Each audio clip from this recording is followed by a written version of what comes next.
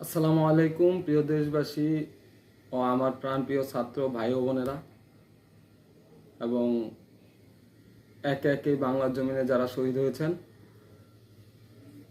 তাদের প্রতি, বিশেষ করে 2024 সালে কোটা আন্দোলনকে ঘিরে, বৈষম্য বিরোধী ছাত্র আন্দোলন, কোটা আন্দোলনকে ঘিরে যারা শহীদ হয়েছেন তাদের প্রতি, এবং যারা এখনো পর্যন্ত অসুস্থতায় ভুগতেছেন, অসুস্থ আছেন, বিভিন্ন হাসপাতালে ক্লিনিকে ভর্তি আছেন, তাদের প্রতি আন্তরিক দুঃখিত এবং আল্লাহ তাআলার কাছে দোয়া প্রার্থনা করি যাতে অচিরেই আল্লাহ তাআলা আপনাদেরকে সুস্থতা দান করেন এবং সহি সালামতে আবার স্বাভাবিকভাবে চলাফেরা করার তৌফিক দান করেন।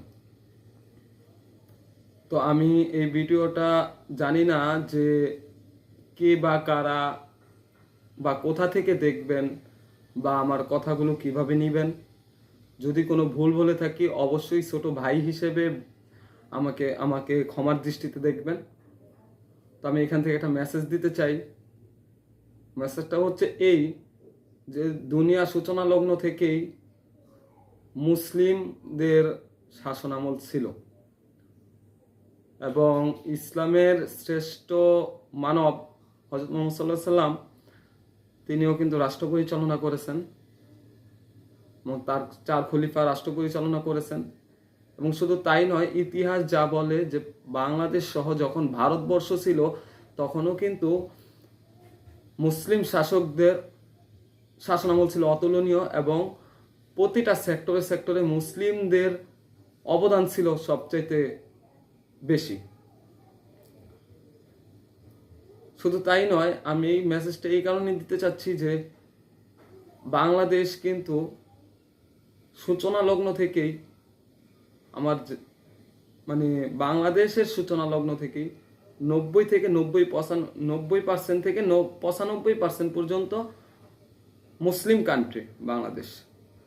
তো এই 95 কিংবা 90% মুসলিম কান্ট্রি যে বাংলাদেশ, বিশ্বের দ্বিতীয়তম বৃহত্তম মুসলিম রাষ্ট্র,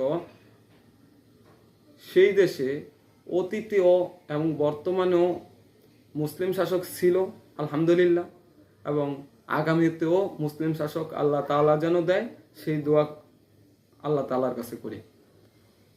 তো সর্বোপরি আমি প্রথমে জানায় রাখতে চাই যে বর্তমানে যারা আন্দোলনকে ঘিরে এই জয় ছিনে আনছেন, তাদেরকে, যারা এই যুদ্ধজয়ী গাজী আছেন, তাদের প্রতি আবারও সালাম, বিনম্র শ্রদ্ধা, এবং শহীদ ভাইদের প্রতি বিনম্র শ্রদ্ধা ও সালাম। তো আমার এই মেসেজটা হচ্ছে যে বর্তমানে আমরা সোশ্যাল মিডিয়াতে কিংবা টিভি নিউজে যেই খবরাখবরগুলো আমরা দেখতে পারতেছি, তো সেই খবরাখবরের মধ্যে কিন্তু যতটুকু বুঝতেছি যে অন্তর্বর্তীকালীন সরকারের একটা লিস্ট তৈরি করা হয়েছে। তো কি লিস্ট তৈরি করা হয়েছে, কাদের কাদের রাখা হয়েছে সেটাও আমি জানি না এবং আমার জানার প্রয়োজন নাই। কারণ প্রয়োজন এই কারণে নাই যে আমাদের যে ছাত্র সমাজ, ছাত্র ভাইয়েরা বর্তমানে দেশ সংস্করণ, আইন সংস্করণ এবং বাংলাদেশের প্রতিটা সেক্টরে সেক্টরে কার্যক্রম সংস্করণের কাজে নিয়োজিত আছেন। তারা আমার চাইতে এবং আমাদের চাইতে, সাধারণ জনতার চাইতে হাজার গুণ ভালো জানে এবং ভালো বোঝে, এবং আমাদের চাইতেও বেশি চিন্তিত তারা আমাদেরকে নিয়ে। তো সেই কারণে আমি এই লিস্টের সম্পর্কে অতটা ধারণা না রাখারও আমার হয়তো বা চলবে। তো সেই জায়গা থেকে আমি বলতে চাই যে এই লিস্টের মধ্যে আমি মনে করি যে এমন কিছু মানুষ, এমন কিছু আলেম ওলামা থাকা উচিত হয়তোবা, যে যারা দিনের সম্পর্কে অধিক থেকে অধিকতর জানে এবং বোঝে, এবং একটা দেশকে কিভাবে রাষ্ট্রীয়ভাবে দিনের উপরে কায়েম করতে হয়, দিনের উপরে চালানো লাগে, একটা আলেম, বিজ্ঞ আলেম যারা বোঝে তাদেরকে এই সদস্যের তালিকায় রাখাটা উচিত আমি মনে করি। এবং এটা রাখার ফলে আমি মনে করি যে বাংলাদেশ আবার 95% মুসলিম কান্ট্রি এবং বিশ্বের বৃহত্তর মুসলিম কান্ট্রি হিসেবে আবার জয়লাভ করবে। এবং এই বাংলা হবে আগামী দিনের সোনার বাংলা।